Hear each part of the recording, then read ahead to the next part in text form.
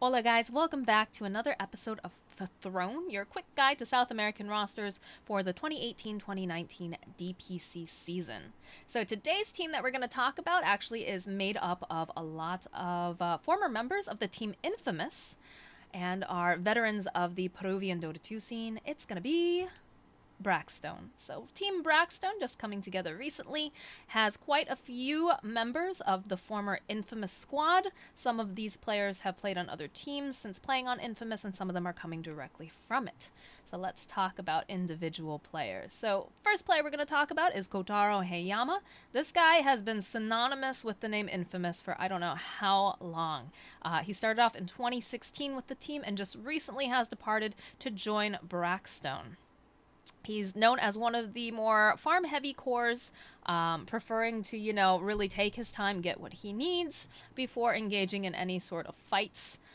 Definitely prefers, harder cores that, need a lot more farm.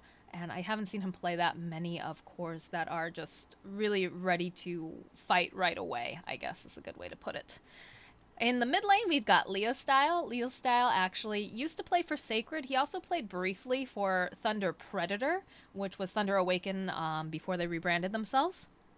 And I really like this player. This player is so entertaining to watch in the mid lane. He's very, very aggressive, which is something I really appreciate as a caster because it's boring to watch people just sit and farm.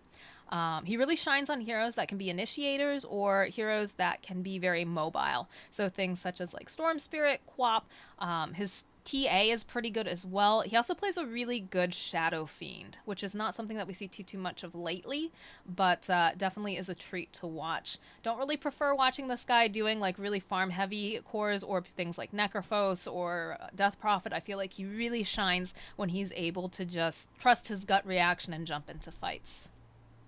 Keep an eye on the mid lane when you're watching Braxstone. Generally, you'll see a first blood there if Leo Style is playing one of those particular kinds of heroes. In the off lane, we have King Tekka. Formerly, again, he's from Mad Kings. He was on Sacred, and he also played on Infamous, as most of these guys did.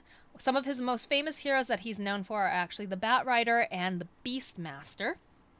Hasn't played too much, I think, of the Beastmaster in a while, but I know I've seen him on Bat Rider a few times. Little bit of a meme is that King Tekka sometimes will throw games, like any core that it happens occasionally. But if you go into a chat sometimes and you're watching a game where King Tekka's playing, sometimes you'll see him do some interesting behaviors and moves. In the 4 position, we've got Stinger. Formerly of Elite Wolves, also again played for Infamous, like we said earlier. Known for his Sand King and his Night Stalker play. Stinger's just a very solid 4 player. I can't remember anything like crazy flashy that he's done, but he's just very consistent, which I think is important, and is very good about like moving around the map and trying to just find openings. Not always successful, obviously, but, putting that effort forward. And last but not least is Excel. Excel, formerly of Infamous again. Kind of interesting. I was looking up some information about Excel because, position 5 players, they really get shafted a lot of the times. They don't get to make the fanciest moves unless you're like super self-sacrificing like Duster or, super poor all the time like PPD used to be. There's not too much information about them. But while I was doing some of my research, I did learn that his Dazzle in professional matches has a 60% win rate. And his Rubik has a 62% win rate, which is pretty impressive. So if you are drafting against Team Braxstone and you see that Dazzle and Rubik come up, start quaking a little bit because you need to have a good plan. This guy has the stats to back him up, that he's very good with these heroes and the win rate behind it too. So that's going to be it today for Team Braxstone. Definitely keep an eye on them throughout the qualifiers. They've got quite the squad of veterans coming out from Peru, and I'm sure will be a lot of fun to watch. So thank you so much for watching this episode of The Throne. We'll have more episodes coming up in the future. If you enjoyed this, make sure you give me a like, a comment, a subscribe, something to let me know that I'm doing an okay job. I know the quality is the production value is not really that fancy.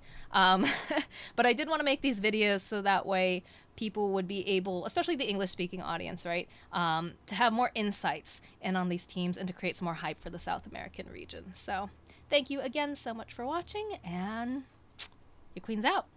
See you around.